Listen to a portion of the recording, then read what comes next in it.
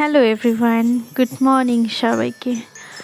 কালকে সারা রাত কালবৈশাখী ঝড়, বৃষ্টি, শিলাবৃষ্টি সব কিছু হয়ে সকালবেলায় সুন্দর একটা মিষ্টি রোদ উঠেছে। মিষ্টি রোদ কিন্তু সবসময়ই ভালো লাগে, আর এরকম বৃষ্টির পরে আরও সুন্দর লাগে।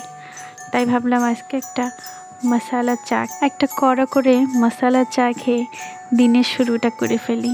বৈশাখ জ্যৈষ্ঠ মাসে ঝড় বৃষ্টি সব মিলিয়ে অনেক সুন্দর একটা ঋতু। এক এক ঋতুর এক এক সৌন্দর্য। আসলে জীবনে আমরা যখন যা চাই তখন কি তাই পাওয়া সম্ভব? অবশ্যই সম্ভব না।